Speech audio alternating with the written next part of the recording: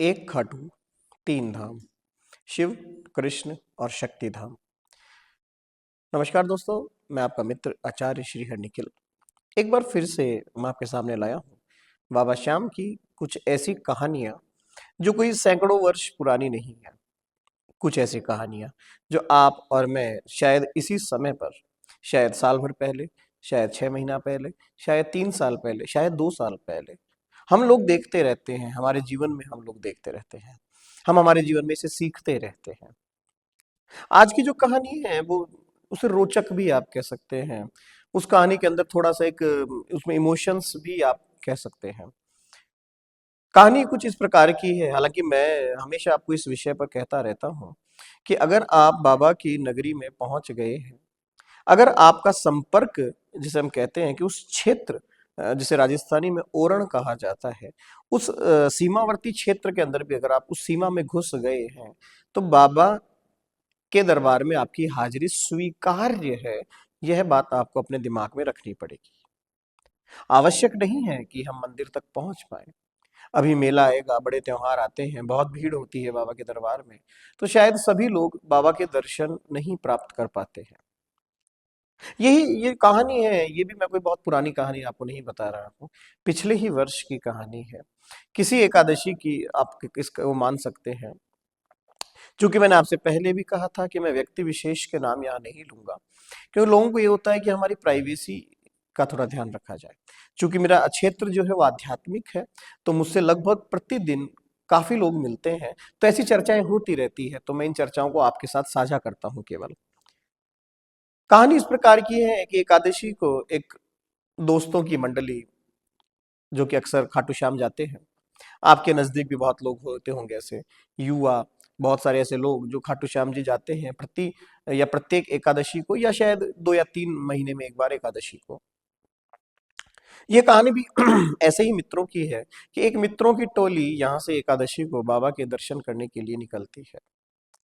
चूंकि भीड़ बहुत ज्यादा होती है, दर्शन करना आप भी समझते हैं स्वाभाविक नहीं हो पाता है अत्यधिक भीड़ के कारण। मंदिर प्रशासन या प्रशासनिक जो भी सिस्टम वहाँ काम करता है वो भी परेशान हो जाता है, बहुत भीड़ होती है। क्योंकि मैं आपको सारांश इस कहानी का यही समझाना चाहता हूँ, इस कथा का, कि इस ओरण क्षेत्र में या बाबा के उस परिसर में, उस क्षेत्र में अगर आपका पैर भी पड़ गया वहां पर, तो भी यह मान के चलिएगा कि हमारी हाजिरी स्वीकार हो चुकी है, भले ही मैं मंदिर में जा पाया या नहीं जा पाया। तो ये दोस्तों की जब मंडली यहाँ से रवाना होती है, ये दोस्तों की मंडली जब यहाँ से निकलती है, तो वही हर्षोल्लास के साथ, भक्ति के साथ, श्रद्धा के साथ, एक एक बहुत ही सात्विक भावना के साथ यहाँ से रवाना होते हैं। वो जैसे ही क्षेत्र में पहुंचते हैं, भीड़ बहुत अत्यधिक होने के कारण ये लोग समझ नहीं पाते हैं कि आखिर हमें दर्शन किस प्रकार होंगे। क्योंकि दर्शनों की समस्या वहां पर बहुत है, आपने भी देखा होगा इस चीज को। जैसे ही वो लोग वहां पहुंचते हैं, तो अत्यधिक भीड़ के कारण उनको भी दर्शन नहीं हो पाए हैं। ये अभी मुझे 2 दिन पहले किसी ने कहानी बताई है। वहां दर्शन नहीं हो पाते हैं। दोस्त जो होते हैं, अब दोस्त तो दोस्त हैं, मलंग है एक तरह से देखा जाए तो, युवा है, युवा खून है, भक्त भी बहुत अच्छे हो सकते हैं, आस्तिक भी बहुत अच्छे हो सकते हैं। चारों दोस्तों ने अपने ही मन में आपस में बात करके कहा कि यार इस भीड़ के अंदर दर्शन करना तो स्वाभाविक नहीं है, इस भीड़ में दर्शन करना स्वाभाविक नहीं, क्या किया जाए। दोस्तों ने तय किया कि आज देखते हैं कि वास्तव में बाबा यहां पर है या नहीं है। चैलेंज करते हैं बाबा को। चैलेंज करते हैं कैसे? चारों दोस्तों ने बाहर बैठ करके यह निर्णय लिया, बड़ा अजीबोगरीब निर्णय था हालांकि ये, लेकिन भक्त और भगवान के बीच में ऐसे संवाद होते रहने चाहिए। उन चारों ने ये निर्णय किया कि बाबा स्वयं अब हमें अंदर का रास्ता दिखाएगा, हम इस भीड़ में अंदर नहीं जाएंगे, शाम तक हम यहीं बैठे रहेंगे, रात तक हम यहीं बैठे रहेंगे, हम कल भी यहीं बैठे रहेंगे, कोई दिक्कत नहीं है। बाबा स्वयं हमें दर्शन देगा, तभी हम पुनः घर को लौटेंगे। और ऐसा किस्सा पहली बार नहीं, सैकड़ों बार ऐसा किस्सा बाबा श्याम के दरबार में हो चुका है। हम अंदर नहीं जाएंगे, बाबा स्वयं दर्शन देगा। और चारों लोग वही मंदिर परिसर के बाहर, भीड़ के अंदर, चूंकि भीड़, लाइनों में भीड़ बहुत लगी हुई थी, परिसर के बाहर ही चारों दोस्त आपस में बैठ गए, बातें करने लगे। सिर्फ बातें करनी थी। अचानक एक पुलिस वाला आता है वहां पर और कहता है यहाँ क्यों बैठे हो। क्योंकि वहां पर व्यवस्थाएं बिगड़ती है, आप बैठेंगे, कोई और बैठेगा, कोई और बैठेगा, फिर और बैठेगा, भीड़ इकट्ठी हो जाएगी, कुछ भी हो सकता है वहां पर, कोई भी अनहोनी हो सकती है। पुलिस वाले ने डांटा कि आप यहाँ क्यों बैठे हैं? उन्होंने कहा कि दर्शन करने हैं। तो बोले जाइए लाइन में लगिए। उन्होंने कहा साहब लाइन में नहीं लगेंगे, हम अभी किसी का इंतजार कर रहे हैं। पुलिस वाले ने इंतजार कर रहे हैं, तो किसका इंतजार कर रहे हैं? बोले हमारा एक दोस्त है श्याम, वो आने वाला है, हम उसका इंतजार कर रहे हैं। क्योंकि पुलिस वाले को झूठ तो बोलना था, कुछ ना कुछ तो कहना था, उन्होंने झूठ कह दिया कि हमारा एक दोस्त है श्याम, वो आया आ रहा है प्रसाद लेके, फिर हम चले जाएंगे। पुलिस वाले ने कहा ठीक है, मैं वेट करता हूँ, मैं भी देखता हूँ तुम्हारा कौन सा दोस्त है, मुझे पता है तुम झूठ बोल रहे हो। अब यहाँ तो परिस्थितियां उलझ गई, ये तो मैटर हो गया एक तरह का, ये तो एक विवादास्पद स्थिति हो गई, क्योंकि कोई दोस्त तो है ही नहीं, दोस्त आएगा कहां से? पुलिस वाला भी कह रहा है कि मैं देख के जाता हूँ कौन है। अब वो चारों दोस्त, उनमें से एक मित्र जो थे उनके, उन्होंने मुझसे संपर्क किया अभी, मैं अभी 2-3 दिन पहले, उन्होंने कहा कि महाराज जी हमारी स्थिति इस प्रकार की हो गई कि अगर काटो तो खून नहीं, क्योंकि दोस्त तो कोई है नहीं, पुलिस वाला अब हम डांटनेगा, हो सकता है कोई कार्रवाई भी कर दे हमारे ऊपर, क्योंकि हम तो वहां भीड़ बढ़ा रहे थे कहीं ना कहीं, क्या करें? अचानक से वहां हमने देखा एक व्यक्ति, साधारण सा गांव का व्यक्ति वहां पर आता है और हमसे कहता है कि चलो चलो अंदर चलो, दर्शन करते हैं। अब चूंकि हमें तो पुलिस वाले से पीछा छुड़ाना था, तो मुझे लगा शायद वो किसी और को कह रहा है, हम भी उसके पीछे हो लिए। वो बेचारा अंदर गया, अंदर दर्शन उसने कराए और हमें बाहर निकाल दिया। पुलिस वाले ने भी ध्यान नहीं दिया इस बात पर, पुलिस वाले ने कहा ठीक है इनका दोस्त आ गया होगा, दर्शन कर लिए। अब उस पुलिस वाले के खौफ से, पुलिस वाले के डर से, उन्हें पता ही नहीं चला कि वो व्यक्ति कब आंखों के सामने से ओझल हो गया, जो व्यक्ति उन्हें अंदर ले जाकर के दर्शन करा करके वहां से चला गया।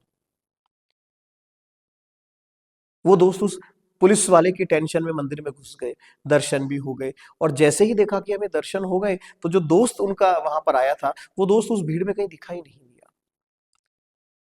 वो हो सकता है कोई मंदिर का कर्मचारी हो, वो हो सकता है कहीं गांव का कोई ग्रामीण हो, जो सोच रहा होगा कि यार बेचारों को पुलिस वाले परेशान करेंगे, हम दर्शन करा देते हैं।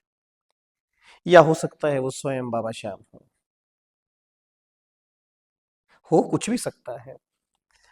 कहानी का सारांश समझिए, इस घटना का सारांश समझिए।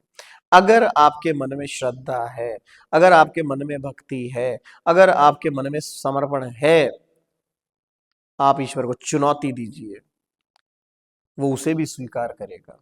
आप ईश्वर से जिद कीजिए, वो उसे भी स्वीकार करेगा। वो उसके पास सब रास्ते हैं, वो किसी को भी शाम बना करके आपके सामने भेज देगा और आपके दर्शन हो जाएंगे।